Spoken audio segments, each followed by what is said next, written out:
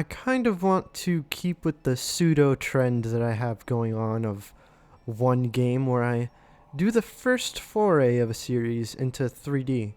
So last was the Legend of Zelda series going into Ocarina of Time, and for the most part everyone can agree that it was a pretty good game. It did a lot for the gaming industry, and that it was pretty faithful to previous Zelda games, at least I think it was. But now we're going to be playing another series that I really like. It's the Sonic series, and the first 3D game, well, the first game I count as a 3D game, Sonic Adventure. There was like Sonic Labyrinth and Sonic 3D Blast, but those were kind of isometric view games. You didn't have camera control or anything like that. So I decided to just skip ahead into Sonic Adventure.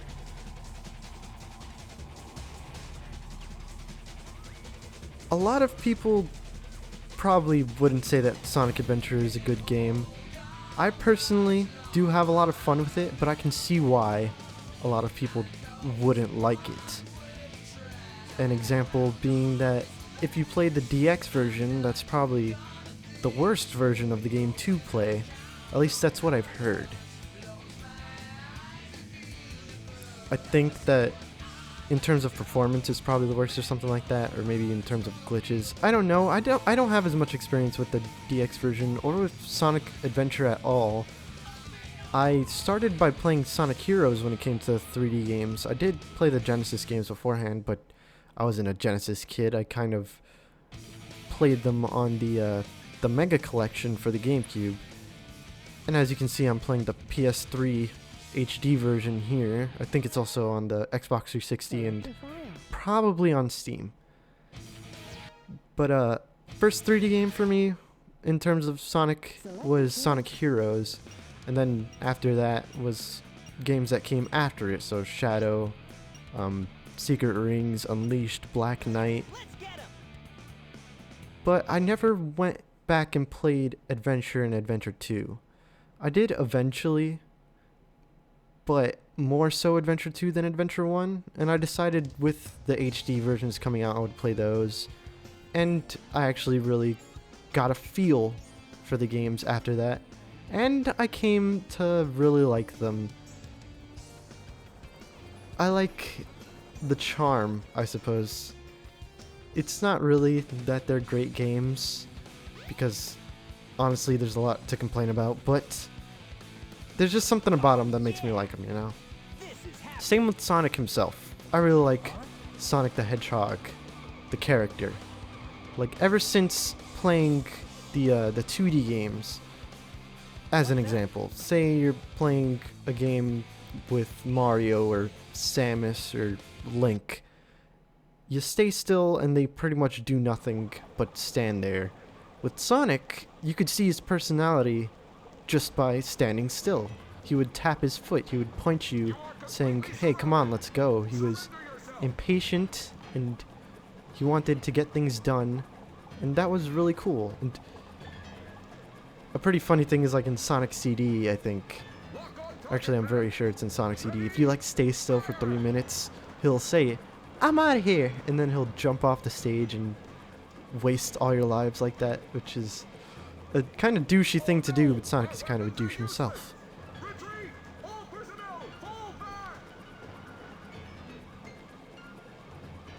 Oh yeah, this could be fun.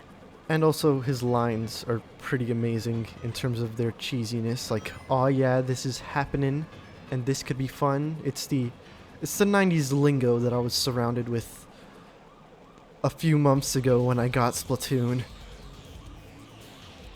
They start you off with a boss in this one. It's Chaos Zero. He's not a very difficult boss. All you need to do is attack his head thing, which is very simple to do with the homing attack. I'll explain how to use it later. It's pretty much just press the jump button twice and you'll home in on an enemy, but there's a bit more to it than that. In terms of the boss though, he's not very difficult to dodge. You just run away from him for the most part and he won't hit you. On the last hit, he will jump up to those pole things and try to use his stretchy arms to attack you. But if you just run around a lot, he won't be able to hit you. and he'll come down eventually so you could bop him on the head one last time.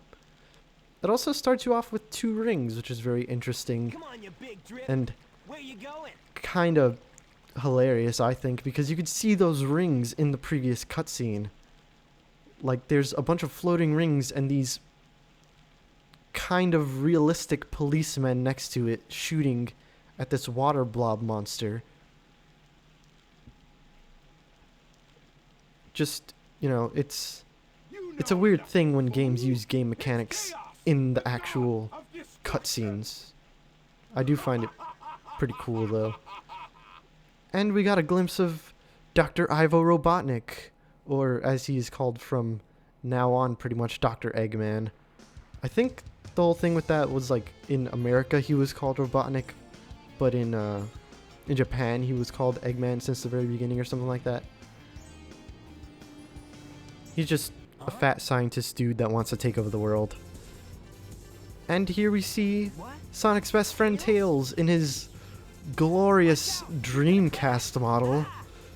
Yeah, when they made the DX version for the GameCube, they changed up the models to make them look better. I do think they look better. But in some cutscenes and even in the credits, they use the Dreamcast models instead of the GameCube ones, which is kind of whack. They couldn't take a little more time to just replace the pictures and stuff. A notorious thing about Sonic is that he can't swim. If you stay underwater for too long, he'll basically run out of breath, and this eerie music starts that actually kind of scared me when I was little, and I saw the timer come up above Sonic's head notifying me that if I don't get out or find an air bubble soon, I'm gonna die. This kid here is Mr. Know-It-All. He explains that getting hit with rings means that you won't die, but if you get hit with no rings, you will. And he also says that, like, I don't know, a Resident Evil game or Devil May Cry or something like that, that the camera changes a lot. And that sometimes it may mess you up. Like right there, the camera kind of slowly panned to the left. And right here, it's going to sharply pan to the right a few times. He basically just said, get used to that. Kind of a cop-out, I suppose, when it comes to the developers, but we're in the first level of the game, Emerald Coast. And I didn't mention this before, but there are 6 characters to play as in this game. I showed them all off. Sonic, Tails, Knuckles, Amy, Big, the cat, who is new for the game, and E102 Gamma, who is also new for the game. Amy didn't have a playable role before this, I don't think, and Sonic, Tails, and Knuckles are pretty faithful to what they were as their Genesis counterparts.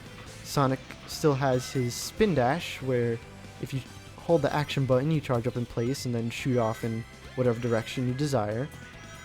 He has a jump with which he may attack enemies, and he has the homing attack. The reason the developers decided to add this as a permanent power-up for Sonic, because before in 3D Blast it was a temporary thing to have the homing attack. They thought it would be useful in replicating the feel that you get when it came to bouncing off of badniks in the original Sonic games. In 3D Blast, it was a shield. Sonic's properties change whenever he grabs a shield, like for example, in Sonic 3, if you grab the fire shield, you can do a mid-air dash, and in Sonic 3 as well, if you grab the electric shield, you can do a double jump. In 3D Blast, you grab the gold shield, you can do a homing attack. You can chain the homing attack to bounce off of a bunch of enemies at once, and, as I'm showing right here, you can kind of use it to save yourself as a sort of mid-air dash when you kind of don't want to go in the direction that you're currently going in. And I am clipping through a ton of stuff. This game isn't exactly... I don't want to say it's not well made, but there's a lot of glitches. Not any that will probably break the game. I mean, in terms of like speedrunning it, there's probably a bunch of things that you can do to break it, but when you're casually playing like I am, they don't often get in the way, at least from my experience. Not bad.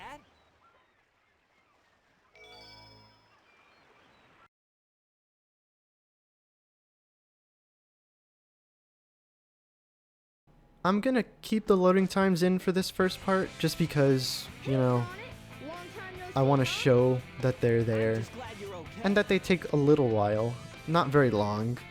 I think the HD version might have them be longer because, I don't know, that's just my experience with HD versions of games, especially like Kingdom Hearts 2. The load times are really long compared to the PS2 counterpart.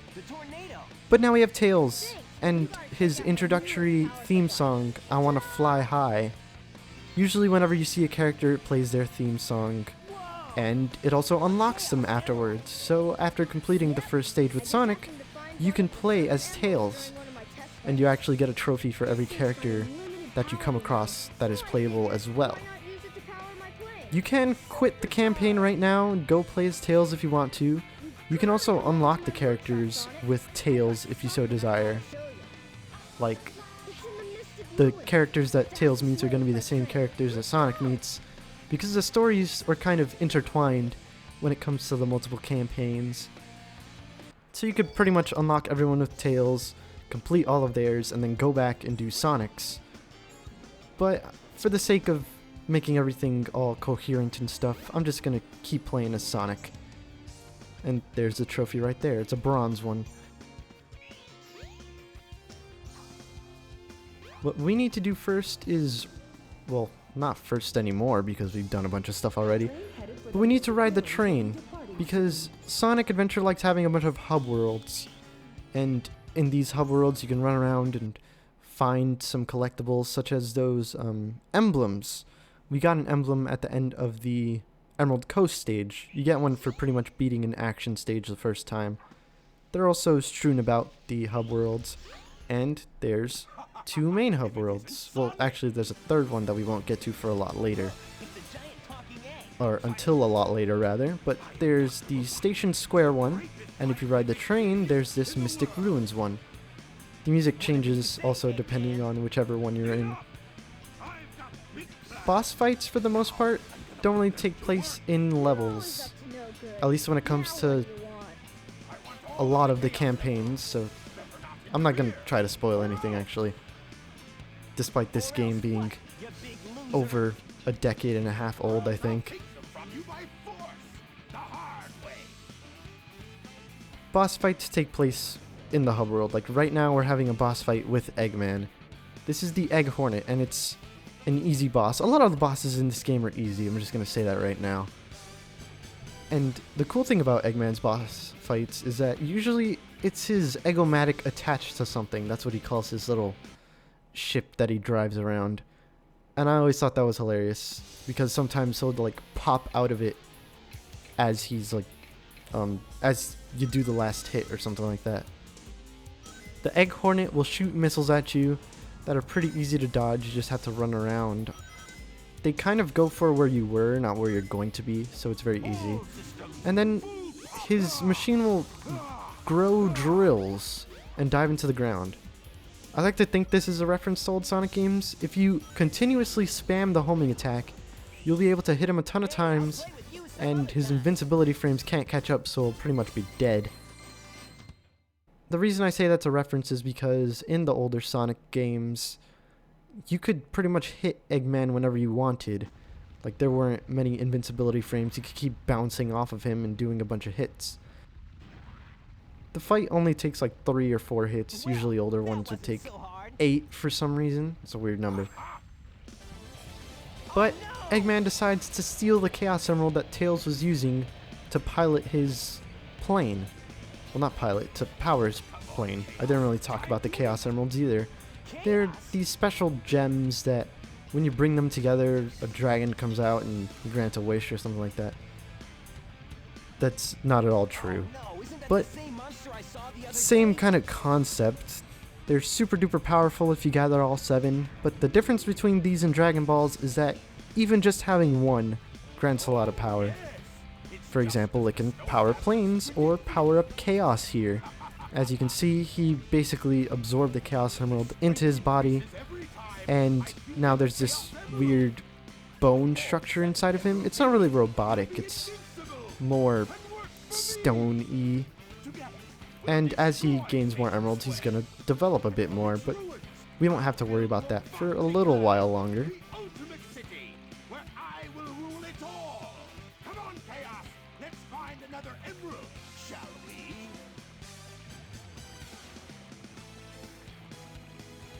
Oh my god, I can't escape it. They just keep using flashbangs to leave the scene. This happened with Sheik, and now it's happening with Eggman. Whatever. The monster can't transform, so it's up to us to get the emeralds before Eggman does, huh?